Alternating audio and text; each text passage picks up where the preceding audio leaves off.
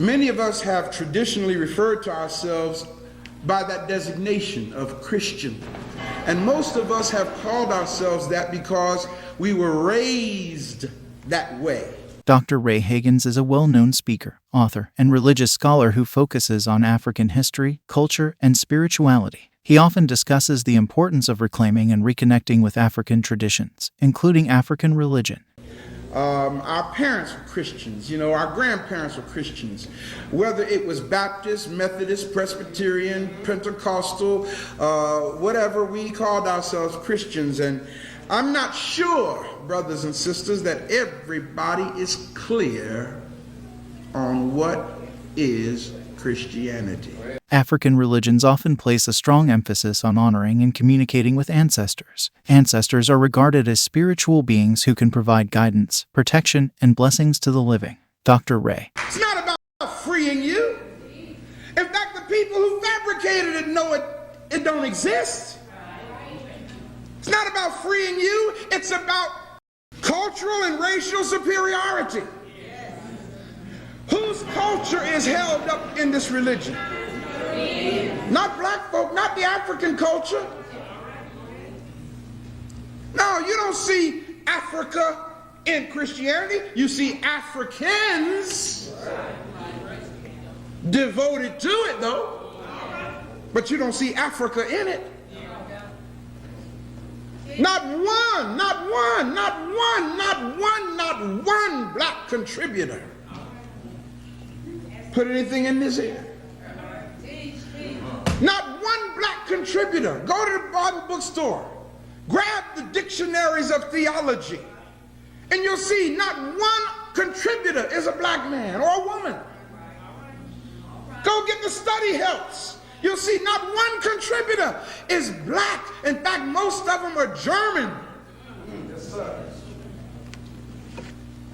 Kierkegaard, Baker, Woost, Holman, Schofield, definitely. All of these European figures are the people who are the commentators of this that we as black African people are so committed to.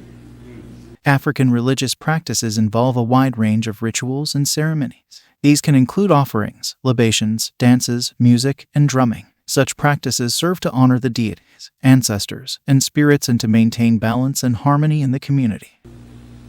Brothers and sisters, it took 751 years from the creation of the Serapis image to transform this European image into what is known today as Jesus the Christ. Therefore, now, I'll tell you the truth. Sometimes yeah, did y'all mind that information? Huh? Now I'm gonna tell you why I asked that question. Let me tell you why I asked that question. Because the programmers know everything I just told you. But why didn't they put it in the Sunday school literature that we all grew up with? The programmers know everything I just told you, but not any of what I just showed you was taught to us in our growing up years. Why not? And that is because it's not about you being free. It's not about your liberation in their mind. For you see, the only way that they can maintain the power is make sure that you remain powerless. I don't think y'all caught that. I better say it again. The only way that they can maintain the power is be sure that you remain powerless. And how do they ensure us remaining powerless? By calling on something that's not even real.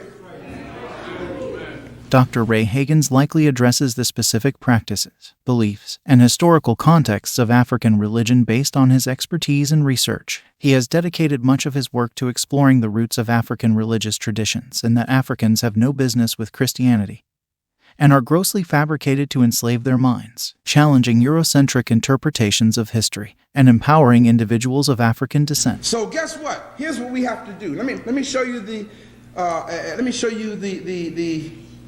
pathology of our actions here. When you call on that which is not real, you don't get an answer. Right? And if you don't get an answer, what is your recourse when you don't know what else to do? They told us you ain't got enough faith. According to your faith, be it unto you.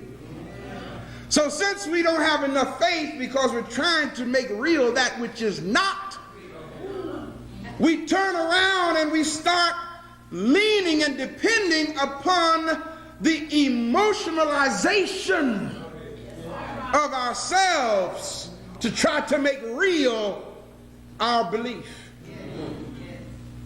So what happens is our practices become strategically structured to play on the strings of our emotions.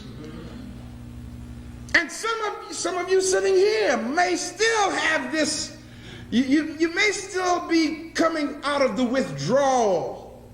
Y'all know what it's like trying to, withdraw from drug addiction? Look at the person next to you and say, we do have some addicts in the church. And I'm not talking about drug addicts either. We got some addicts in the church, y'all, especially in the black church. The addicts that exist in the black church are addicts who need a fix of having a good time. In other words, church is meaningless to us unless we are gyrating. Church is meaningless to some of us if we ain't trying to make these chandeliers shake while we're going through our thing. Church is meaningless for some of us if we don't have a quickening of some kind. Y'all understand what I'm saying? See, brother, look at the person next to you and say, when you're not getting information, you got to get the next best thing. And that's what this is about. When you have a predicament where the leader or the teacher or the preacher is not prepared to liberate your African mind, then that person has to lean back on the only thing they know. And if the only thing they know is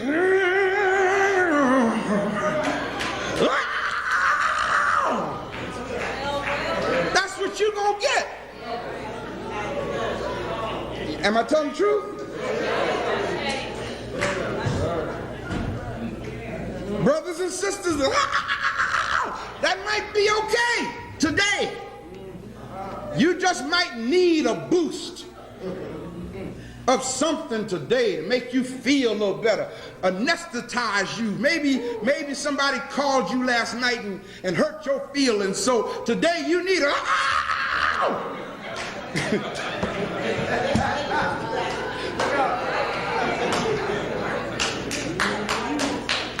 But look at the person next to you and say, my feelings ain't hurt every Sunday.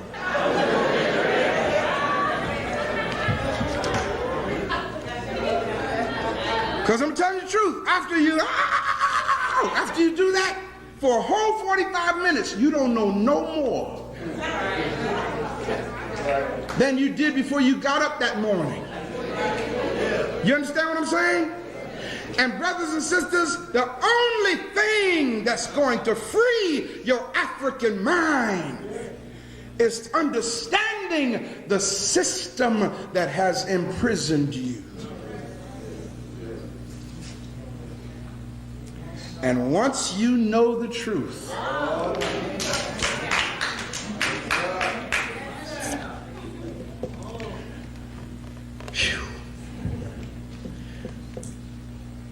Dr. Ray Hagins also sheds light on the impact of colonization and slavery on African religious traditions and how they have been marginalized and stigmatized over time. He advocates for a decolonization of the mind and a reevaluation of African spirituality, urging individuals to question dominant narratives and recognize the richness and relevance of their ancestral belief systems. So, brothers and sisters, I can't leave y'all hanging with this idea. Well, if that's the case, then, Pastor Ray, then what is it that I'm to believe? What is it I should stand on? Look at the person next to you and say, stand on your African spirituality. Stand on your African spirituality. Nagopo is a deity worshipped by the Iwe people in the Volta region of Ghana. While it is important for guidance and protection, the deity is often believed to possess divine powers, which are invoked to offer blessings, guidance, and even solutions to personal and communal challenges. This belief in a higher power can provide comfort and a sense of purpose to individuals seeking guidance and support. Now, see, the thing is, a lot of us are suffering from cultural and spiritual amnesia. We've forgotten who we are. Many of us don't even remember our spirituality. It's in there. I guarantee you. See, the spirituality that they try to get us to understand is based on how much indoctrination you have. Y'all following what I'm saying? But it's a deep thing about African people that scares even them. And that is our brothers and sisters who can't read their doctrine.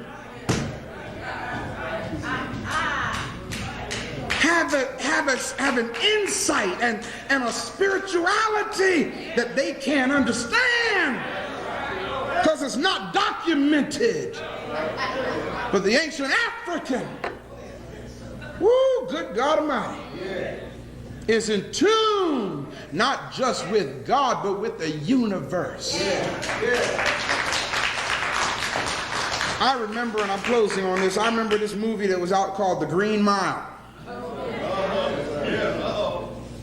Awesome movie.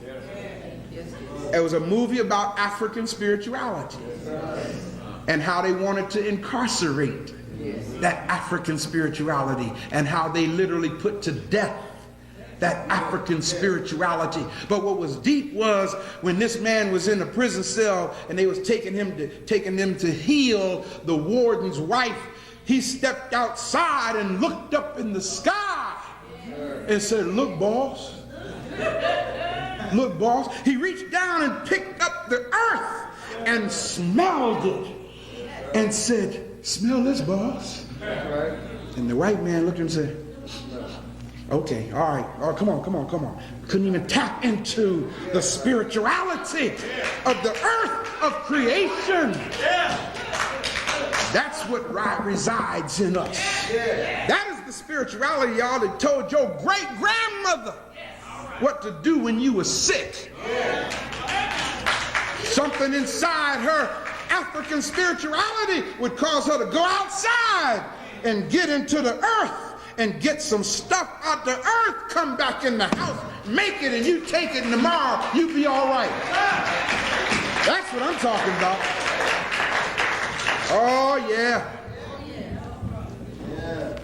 So free your African minds, my African people, and don't allow yourself to be bound by their program of religion. Please return to your African spirituality. And I guarantee you, a lot of stuff that you've been trying to make happen, it'll just start happening. Because you'll be in tune with the universe itself. And I got news for you. I got to close it, but I got news for you. When you get in tune with the universe, you can actually pull on the breast of creation and get divine milk. Yeah, buddy. Give you all the strength you need, all the comfort you need, all the guidance you need, all the direction you need, all the wisdom you need just because of who you are.